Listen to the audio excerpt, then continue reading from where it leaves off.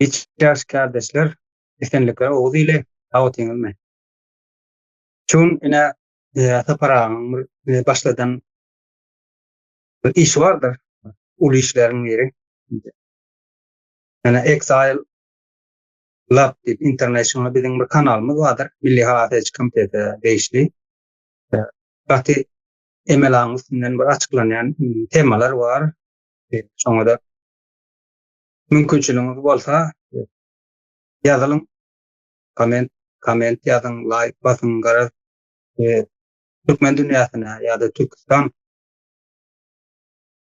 iline yayramana kömek etkilersiniz. Her kim ağzı muhabbet boşandığının Osman'a mümkünçülük var da Exile yani Milli Hafız Komitesi'ne değişik kanalların üyeliği. Şimdi işte şu an açacak olan temamız var. Yurttaşlar. Türkmenistan iki farklı yol diye iki farklı sonuç diye. Şimdi şu arada ne emek var ya? Yani emelan birkaça ait geçeceği de esası faktörlerine ait geçeceği hareketlenme diye.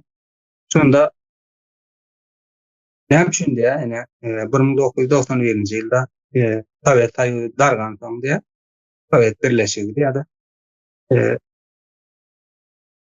Hünvatar yurtlardaki post-Sovyet yurtların nemesi halklar diye ösüşe geçtiler de yöne Çuvatki Merkada diye divatlandırılan yani Türkistan ili 5-6 tane neme vardı. Yurt var. Şolar ne için izagalık diye ne için integam diye halk hor yaşayar. Dünya yüzüne asıl bilen o. Ne için gelişip bilen o. Ne için diye dolandırış sistemati ara fazla yurdun dolandırış sistemati ütgen o diye. Pas-Sovyet yurtlar diye diye. Sonra da Türkmenistan'a giriyor. Hindistan'da Dine var Türkmenistan'a olan ok separağının projekti bütün Türkistan'ı Tacikistan dahil olanlarımızdan çoğun içine giriyor. Yani Tacikistan ne için Türk nemelerinin değer dersinden milletinden yani Tacikistan önkü kadim Soğudistlerin nemesi nevereleri ya da kuşakları yani Tacikler. Mudamada yani yüpöktü yol devri yani Göktürkler, Hunlar devrem Tacikler bilen iç içe yaşattı. Onun için onların bizlerden onların sevda ediptiler. So yüpöktü olunda katnaşıklar olupdur. Onun için onlara ayırmak olunok Tacik halklarına. Şöyle bir yağday var yankı temada olan keldim ne diye ne için diye Estonya diye Latvia, Litva, fotoğraflar olur diye geliştirdiler diye adam hukukları, adam hakları ya da yurdun hukuku gelişti diye bir adam bakvidina yurdun bakvidina gelişip bir feodal tatığı adamların rahat yaşaması zatlar mertebe bilen görüyor ya da adam mertebesi bilen. Yani post-Sovyet yurtlar ne için böyle oldu diye öyle. Şunun esas faktörlerine ait geçeceğini reforma deyip bir söz vardır. Ütködük kurmak. Bir düzgünü ayıran bir yanda başka düzgün getiriyor. Ütködük kurmak deyip şöyle olur. Şu söz ulansak hasiyerlik olacak da. Şimdi berde ne mana geçer? İlk başta diye önkü kuruluş tanımalı diye. Sovyet birleşiminde 97'den önkü yıllar nahil adaydı yaşlı. Şunu illüstrasiya etmeli. Yani şöyle kitap yani açıp okumalı ya şunu. Düzgünü. Halk nahil adaydı yaşlı. Bir yurt, devlet kuruluşu nahil oldu. Şunu açmalı ya. Onun kimini, kim kasır yerlerine ya artık yer var mı? Yani işler ediliptir. Yani işler edilmendir. Başlanıp koyulan yerler var. Çoğatlar açmalı diye, öğrenmeli diye de. Yani düzgünü geçmeli. Üst düzgünler. O zaman o illüstrasiya etjek bolsaň näme etmeli diýe? İkinji adım munyň arkiv açmaly. KGB'niň arkiwlerini açmaly. Sowerşenle sekretne diýen näme barda? Dokumentler bardyr. Şolary açmaly diýe. Onuň şo taýda bu halkyň başyna näme oýnanypdyr? Bu halkyň bähbidine bir zatlar edilipdir. Halkyň kim düşmany bolupdyr? Kim dostu bolupdyr? Şo zatlar açılmaly ýa-da illüstrasiýa edip bolan noktaýa şu arkiwler açmaly. Şol öňkü düzgün tanap bolanok. Meşruat adada halk näme diýär? Taýýur döwür gowdy ekta işimi bardy diýär. Garnymy dokdy diýär. Şokoladlar nemede? Epşanyň neme tahtalarynda garynjalar ýa-da agyny sygyra berýärdik. Şonuň alby nemeler bu yüzleçe zatlar aýdýar. Ýöne hawary ýok, aňyrsynda aýdynlary ýok edilipdi, milletçi ýok edilipdi. Göçmedilerin represiya ýagdaýynda saklananda halk şo zatlar kim edipdir şo zatlary? Öz yerli halkyň kömegi bilen edilýär. Yerli halkyň kim edipdir şolara? Şol sistema kim hyzmat edipdir? Ene şol zatlar açylmaly. Şu sistema kim garşy edipdir? Öz halkynyň bähbidine. Ene şol zatlar açylmaly diýär. Bolmasa illüstrasiýa bolmana hiç näme ýok diýär. Mümkinçilik ýok. Ondan soň dekanalizatsiýa geçýär. Biz bilýär, bütün Türkistan, Tacikistan, Rus imperiýasynyň aşagynda diýip, soň Baskutnyň aşagynda, ondan soň Sovet Söýüzi hazırlar bolup geldiler, soň taýýur boldy da garar. Dersini ötkenler ýöne şu Ur imperiýa. Dekanalizatsiýa bolmaly diýär. Indi ondan soň nämäni diýär, dekanalizatsiýa bolan soň koloniýadan çykma. Onuň birden işleri bar aýçyn. Diňe aýdanyň bile bolanok. Kulturanyň alyp gelmeli, basgyçy bolup duran rus dilini uzaklaşdyrmaly, garar işi kan. Ondan soň kitaplar gelmeli, öz dilimizde kelmeli baýlaşdyrmaly. Ana şu dekanalizatsiýa şoň işine gelýär. Ondan soň näme etmeli? Ýani şo zatlaryň hemmesi bilen ýa-da hemmesi biljek diýär. Topraklar şu wagt döwletinki dip adlandyrylýar. Şu imperiýa gelenler. Indi şu topraklar asyl eýesine halkyna gaýtarylyp gelinmeli. Ene şol işem wajyp bolupdy. Şu 4 aşama diýerler, 4 reforma ýa-da täzeden gurmak şol hökmany suratda edilmese, ýurdun gelişmesi ýa-da köýneden uzaklaşmasy bolup bilenok.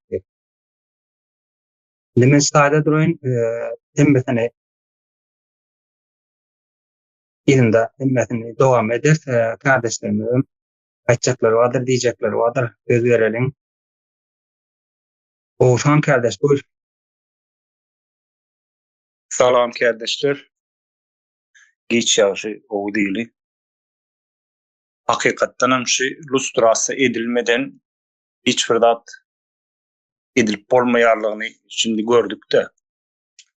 Ne 94-nji ýyllarda, 92-de, 94-de şerli topraklar ýuwaş-ýuwaşydan paýlanıp berip başlatdy saprağını. Öýde aýdy öti bir giden üzümçilik ýerler açyldyk diýär. Ne şonu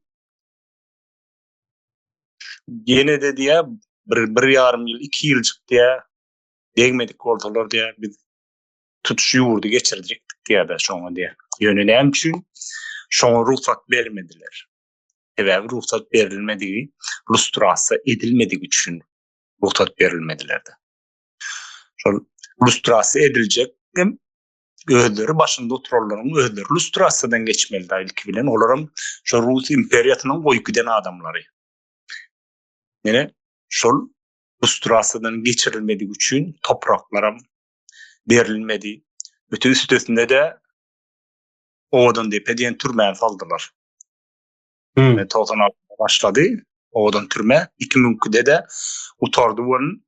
Ine şol 2002'däki Sanjar wakasy bilen gawatlaşýar da şol.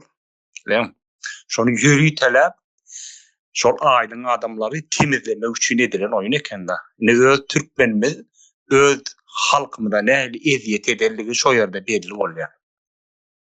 Hem olam näme üçin? Ne şu Rus imperiýasynyň goýup giden yetiştiren adamlaryň elleri bilen edildi da.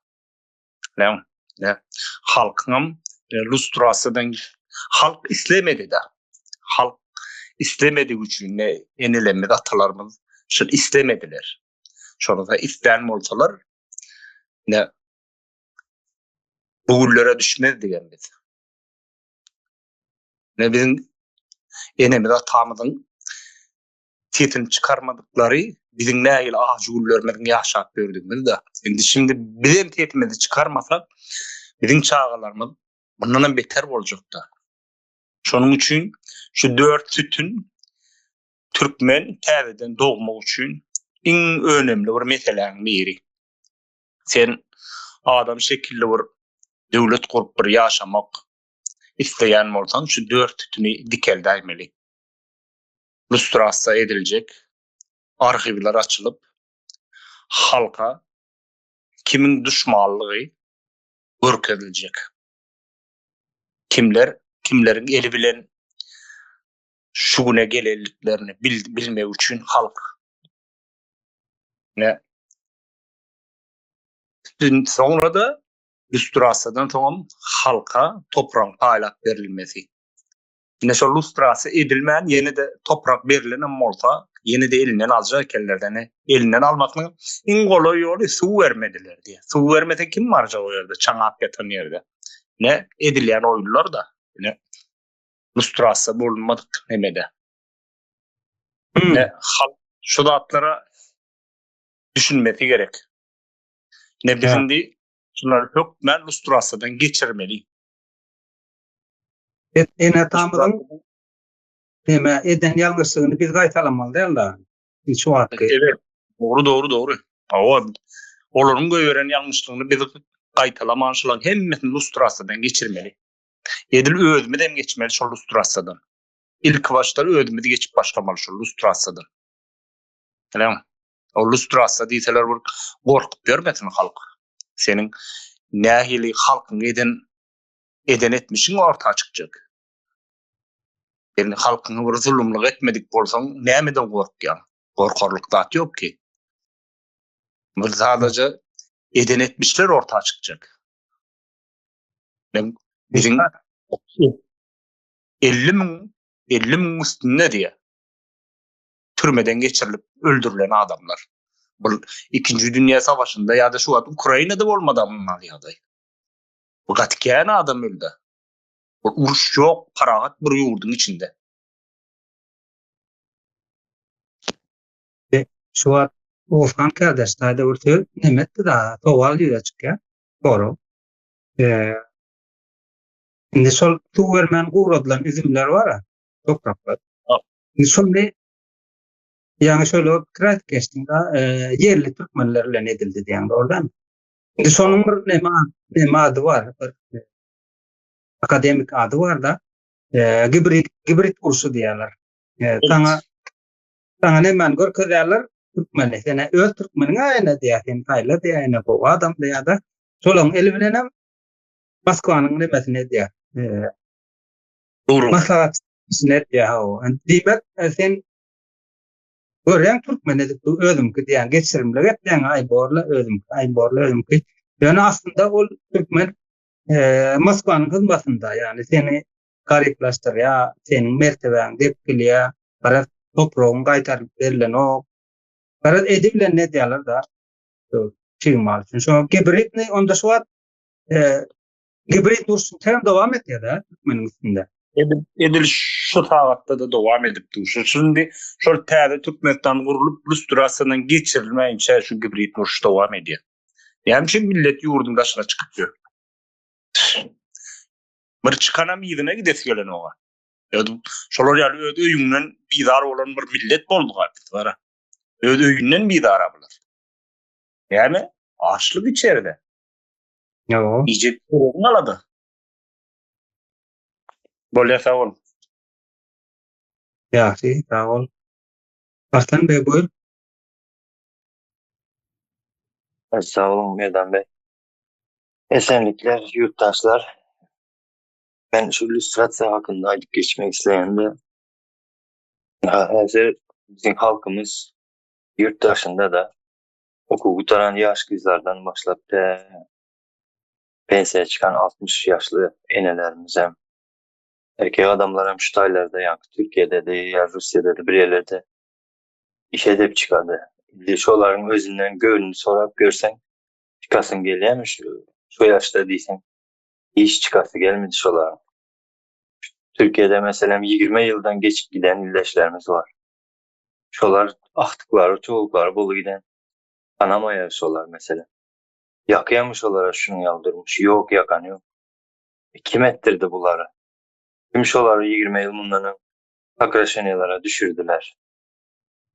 Lüstrasyanın içinde bu adamlar çıkacaktır. Bu zatlar bilinecektir. Lüstrasyanın en önemli yerlerinin birisi yani yaşlarımız şu edilen oyunları yaşadılan birbirinin oşun içindeki yaşamalar yani bunları öğrensinler gaydıp şunun yal üstünden oyun oynatmazlığı için hem illüstrasiya katı mümkün bir zatta esasen bizler de anımızı yuvdular da düşman özünü dost edip tanıdır. İllüstrasiyada bu zatlar hükmanı suratta çıkacaktır ortaya.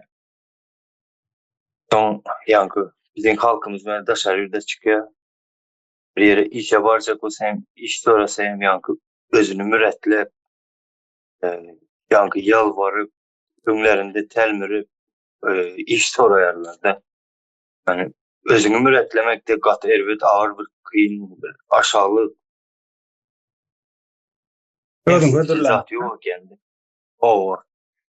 Ben bizim enelerimiz yurt dışına işlemeye gidemem deyip Kutay'a gelip neyle temsilmeler yaşap iş aktarıp işlep yörenlerini bir göz önüne getireyiniz mi siz yurdun içindekiler?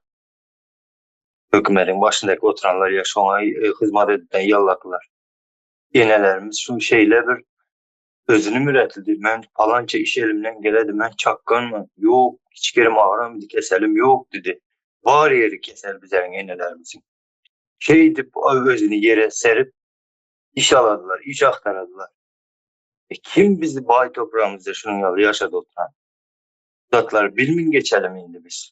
Elbette bu illüstrasyada bu zatları biliyoruz. Şöyle yine neme diyesim geldi. Hazırki rejime hizmet edip yürüyenler ya hizmet ettirtilenler var. Şular yankılar. Siz hemmeniz hazırdan illüstrasyaya başlan diyecek oluyor. Nedir? Ekran var, TikTok var, bilmedim sosyal medya var. Çıkıp aydın bizim kanalımıza yetirin. Men falanca mesela. Bana çünkü şunun yalı iş ettiler, ne ettiler. Şu HSM haber kanalların aşağına elbet komentarlar yazdıydılar. Bolmasa seni falan edemiz deyip korkuz yerdiler, bey diyerdiler, şey diyerdiler deyip neme olan bolsa şu zatları gücün verin halkımıza. Açın özünüze yankı illüstrasyon diyelanızı diyecek olayan. Yani şu vaktan başlan illüstrasyaya da sonundan özünüze peydalı olar. Yani kim ettirdi size şu işi? Ne edip ettirdiler? Korkusu ettirdiler mi? Pul verip ettirdiler mi? Halka karşı hareketlerinizi, nemeleri her bir eden işçiliğinizi de elbette kökünüzü özünüzden isteyeniniz yok. Yani bir iki sene olanları tanıyan da hani komitete ut kabul deyip dedi. Kurtular kıynadılar da ahır Türkiye'ye kaçıp kaçtım dediler. Yani şu anın yalı olanlara öz mertebesini koruyup onlara hizmet etmedik. Şu olanların mesela Türkiye'ye gelenden sonra maşkalıları bozuldu gitti. Şu an yalı adayların var bizim halkımızın arasında. Ne edip son bular ortaya çıkarmalı. Bular halkımıza yankı alıp görsen hiç kimem öz yurduna, öz toprağına ziyan beresi gelmedi. Baskının aslında ettirdiler. Ama hemmesi değil elbette. Hövet edip özleri baran hem vardır. İllüstrasiya okmanı gerek. Ben hazırlıkça cemledim. Sağ olun. Daha bir soru çıktı. Ben ene bir yurtta terden gurunacak olsam dedim. Illüstrasiya etmesem näme bolar? Yani nähili ýagdaý bolar? Uzak gidermi? Ya 2 günlük bolarmy yurdun guruluşy? Nähili bolup bilen belki öň bir öňgörjülüňiz, zanyňyz, pikiriňiz barmy şu hakynda? Illüstrasiya etmedik O daýy. merdem. Türkmen halky islemet da illüstrasiya öňki ýaly. 91'de ya. İllüstrasiya edilmese bizde neyle oladı? Hem yurttaşlarımızın bilişi alıp bize prezident çalışıp verirler. Hani prezident çalışmadım bizde. Gurvangulu geldi, son oğlunu getirdiler. Yani 3 tanesi oldu. Ütken zat oldu mu? Yok, ütkemedi. Halk sesini çıkarsa ben hakkımı talep edemem deyip çıkardı halkımıza. Halkını talep etsen dur dedi. Kulağımızı değiştiriveremiz. Ben dedi bu 5-10 yıllık bir düzelen boladılar. Çağlaca oyun. Arkasında in esası perdenin arkasında kılan oyuncuları bunlar ütkemedi. Bunlar kim? O orsa hizmet edip gelenler ata bu adamlar. Bunlar oturacak. Bunlar nerede oturacak? Halktan kurbanı korarlar gazı. Halkın yankı hak hukukunu halktan korarlar. Halka bilim vermeli yerinde bilimi kısıyarlar. İnternetini keserler. Arda batıp boyada durum bırzatlar. Yüzüp vererler. Garas halkı peydalı zadı bar olsa şunu ziyanla edip görgezetler, ervet edip görgezetler halkımıza ne ziyan varsa şunu peydalı edip görgezetlerden yine şu rejimi, şu sistemanı saklayarlar. Bu sistema gerek mi bizlere? Sistema ne mi tutuyor? Çağın 18'de oldu mu armaya koyardın mı? Linç edip koyarlar o tayda. İnvalid edip koyarlar. Ömrü boyu son yürüsen. Gıyzın yetişti mi? Gıyzını bozutturdular. Son yenileme var. Bir topar uzatlar var. Sağlık medisininde yankı hem mezadını pul ederler. Onu hem bir yeter der. Çağlar bağını. Bilimsiz aç. Yarım yalan aç varıp gelir yalan dediler. Maskala enstitülerini bozarlar. Bu zatlar hiçbirisi dikelmedi Merdan Bey. Şeyler akmayın cevabım hazırlıkça. Garazynda bir 2 ýyl nemede mut elektrik mut gaz verdiler diýer aşonky ýaly bir 2 ýyl boldy nemerak boljak ýene o zaman çuwulmady boljak da ýa mundan beterem bolup biler. Edil Şonyalı yankı bu gezek önkü gezekte mesela duzu, suwu, towu, gazı muhtelif veren bolsa bu gezek marşrutkaya bileti muhtelif berediler şonun yanında goşulup boldu dediler şonun bilen yankı ene şişlep unyam yankı moşin edip ekranlardan görkezediler bir 2 ýyl öý marşrutka muhtelif kaýsy ýurtda bar diýip unyam izinden şeytirip bastırıp bir iki saat rejime yakın yalakaları yan bolsa Dubai'ye gider ya bilmedim Kitay'a gidip görkezer. Bana iş var, işlemen desen iş var, kellen işlese iş var, ulan var deyip zatlar hem o adamlar görkezediler. İllüstrasiya olmasa. Şonu alıp halk yani durmuşuna devam ededi yine. Şu boluşuna. Nire varsa yankı çok kısını vermeden işe alınmaz yine bir zat. Onun üstüyen ölüm. Hiç olmasa taşar yurttan bir firmanı getirer. Kaysy ýurdun firmasy bolsa onuň halky geler bir kysym çiğdini öňüňizin kaýsyny köp toplasaň şu çiğdi inşallah işe giresen diýip şey ettirip tozağın içinde toz attırıp yürür. Lüstrasiye geçilmese. Kızlarımızın Doğru. mertebesi, erkeklerimizin mertebesi tepkilenir. Şeyler hakkında bir cevap. Doğru. Yani Oğuzhan kardeşine mi dik kesteden kibrit ursu üstümüzde yörat durdu. 91'den abi. Ben 990. Lüstrasyonun gımmatını ayttık da işte da lüstrasya edilmeyen topraklar kaydıp gelse kaytarılıp gelse halka. Yine de halkın e, toprağın 5 yıl olanlar, 3 yıl olanlar yine de evine kanar olacaklar da yani lüstrasya olmasa.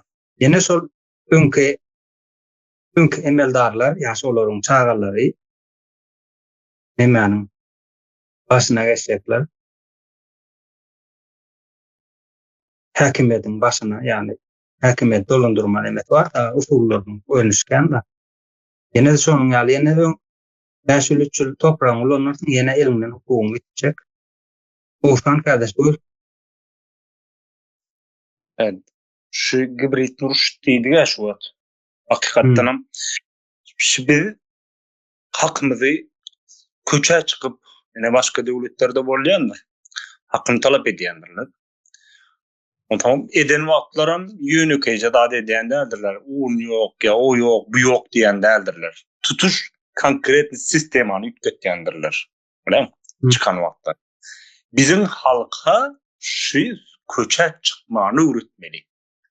Şu terçe burada bolan pille köçe döküler ýaly bara. Şu öýüne de girmedi ýaly. Ene näçe trillion puluň orlandy diýä uğrunda däl bilen.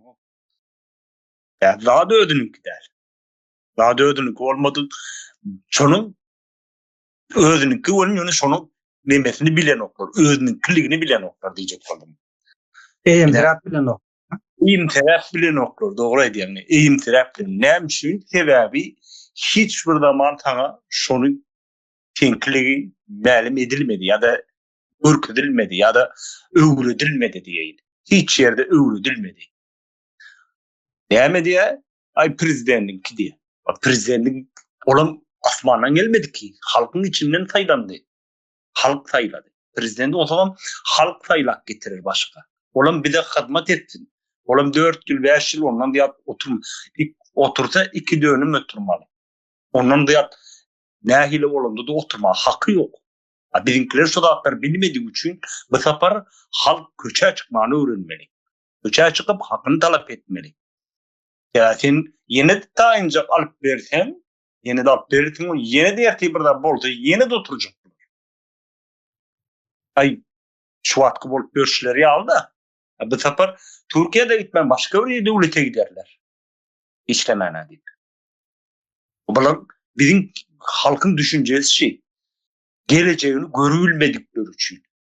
Çağlanı uğru, karnını doyursak bolya mı kadip düşünüyor. Onun geleceği yok. Ne mi diye çağılır? 6-7 yıl garaş diye benim iyiliğimden Mariano diye. Bu yağır 5. 6. klatta okat bölün çağın vururunu bir. Bunun hiç şeyini ardığı umudu yok. Ya ben neme olayım, doktor olayım ya da bir muallim olayım ya da bir halkıma hizmet edeyim. Bunun düşüncesi dine Türkiye'yi gibi istemeli. Çağılanam hiç şeyini bir hayallarını, ardıqlarını, umidine çellelerinden anlattırlar da. Yok hiç şeydi. İstat yok. Görüp olun o çağalarda da. Onun için halk çağalarının geleceği için can orta koymalan olsa, devam etmelen olsa, köçe çıkıp hakkını soramanı öğrenmeli. Çağalarının geleceğini demek önemselemeli. Yani çağaların geleceği için bir rahatlar et, yatırım yatır. Halkın vatanını kazanıp ver. Bir de doğurmanı bildik ya yönünü. Hem çünkü iyi durmanı bilemiyor. Yo.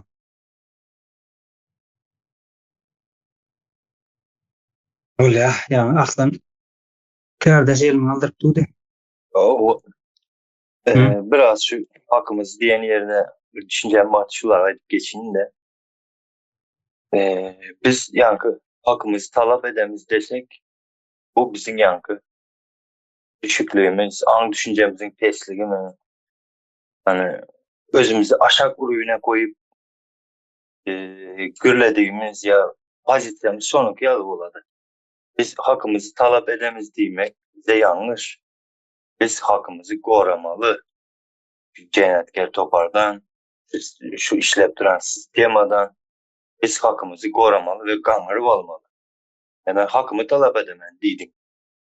Sen hakkın sen haksız yaşatanın olur bilen yok mu? Olur bili oturuyor. Şunun için ben diyecek otanım hakkımızı talep edemiz demek. Yani hem bir yan taraftan hamala yurdun içinde kanun, hukuk, konstitusyon mesela işlep duran yağlı maniye geledi de bu. Bu bize bu pozisyon halkımıza doğru gelmedi. Bütün halkımıza değişildi, ayda tutmandı. Bunlar özleri edip durana bizim hakkımızı haksız edip. Öz toprağımızdan özümüzü kısıp çıkar otururlar. Yani gibrini oluştururlar. Rus'un içinde aldağı yolları bile.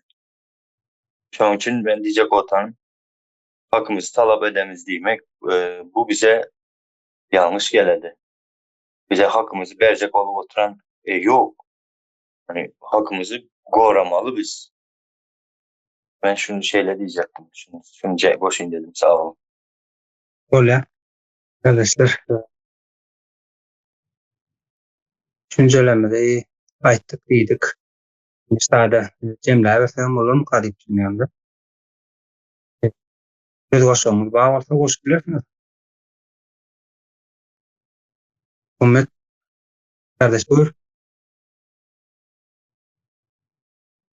O geçiyorsa kardeşler. Benim Spaypor neme koşup geçeyin de aynı bir köprak nemen gurum medyasta yurdun içindeki bizim nememiz, yağdayımız. Ben hazır bunun başlangıcı has angırdan medyada şol yani saparanın başladan yapay zeka düşündürmeye çalışan meselelerinde. Esasen o tutulayan atlan bir şolunu bizim aslımız nereden geliyor yani? Şu bizim aslımız asliyetinde Ors milletinin demesinden has anırdan geliyor da hani şu o imperiyatı yurdumuza basman ne o yurdumuza şu Türkistan bölgesi Tazca bölgesi ya da Türkistan bölgesini bölgede işte strukturu var. Turkusu böyle İnternetin nimetleri diyen. şu adresi Aldı. dedim. Ha, indi o. Ben diyecek bolýanym şol ýanky bizim esasy strukturamyzy, kuruluşumuzy bozýarlar da. Her milletin, her jemgyýetiň öz bir kuruluşy bar, öz däp desturlary bar, öz düzgünleri bar, öz ýaşaýyş şekli bar da. Şonu bozup hemme işini bir-birine meňdeş edip, kollektivizasiýa diýilýär. Bir-birine meňdeş ýaşaýyş edip, hem ýasama ýaşaýyş diýilýär ona. Yani bizim ýaşaýyş şeklimiz, bizim özümizin tebii bir gelişimizden däldinim bize ýam ýasap berýärler bizim nähili ýaşaýjagymyzy. Şoň netijesinde de şu gurrun edilýän zatlar gelýär da. Şonu has aňyrrakdan giňişleýin seredilmeli imkadýan hani bugünkü ýapaşykda transport demesi bolsa-da kardeşler has giňişleýin seretmeli onuň netijelerinden hem has köprak şunun sebäpleri ýa başlangyjyna ünsörmeli imkadýan mana şeylere cemleyin sağ olun. Öyle. O bu temaların üstünde kehan durmalı tek her tarafını aytıp geçmeli da indi bir gepleşikde bir tarafını aytsak beýlek taraplaryny aytyp geçýän dok wagtym çäkli bolansoň. Onda kardeşler gelen için sağ olun. Bugün bir temanın üstünde durup geçtik. Böyle düşüncelerini ayttık. Taparan proyektimiz durup geçtik. Gelen için sağ olun. Yurttaşlar ýene-de sizem sag bolun. Ýene-de görüşürüz. Ýanky içmeli Exile yani Milli Halatyç Komitetiň kanaly bardyr. Şoňa da ýazylyň, like basyň, komment ýazyn. Ýazylyş ýerine şonu köpçülige ýaramana gatiyerlikli nime boljak, hereket boljak.